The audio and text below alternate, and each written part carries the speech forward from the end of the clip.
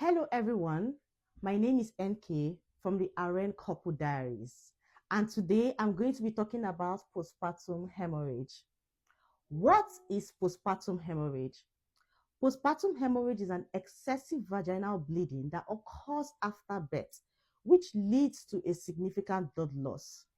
It is characterized by vaginal births, loss of greater than 500 ml of blood, cesarean births, loss of greater than 1,000 ml of blood, and a decrease in the hematocrit value by 10% when compared to the previous value before birth.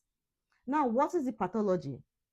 Uterine contraction helps to control bleeding after birth. So when the uterus is not contracting, it means that it is not compressing the blood vessels that is at the placental implantation sites, which impairs blood coagulation and increases the bleeding from that site. Okay, now there are two main types of postpartum hemorrhage. We have the primary and the secondary postpartum hemorrhage. The primary postpartum hemorrhage occurs within 24 hours after birth, while the secondary postpartum hemorrhage occurs 12 weeks after birth.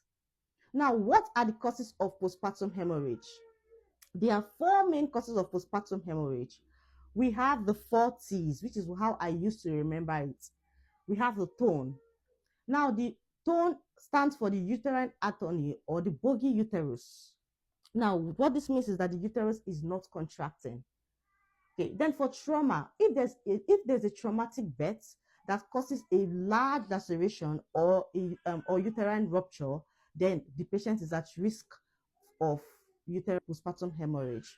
Now, for tissue, if there's the retained placental fragments, then it can lead to postpartum hemorrhage. And for thrombin is a coagulation factor. And when that coagulation factor is absent, it prevents blood coagulation, leading to a coagulation disorder that increases blood loss.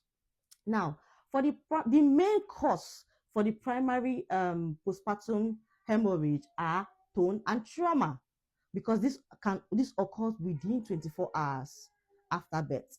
While the main cause for the secondary one is tissue and infection. So if there's a retained tissue or there's an infection, it can occur after 24 hours of birth or even within 12 weeks. That's what we call secondary postpartum hemorrhage. So now, what are the risk factors of postpartum hemorrhage? Like I said, I always like to use acronyms, so I remember it with the 3MP. But we need to understand that the primary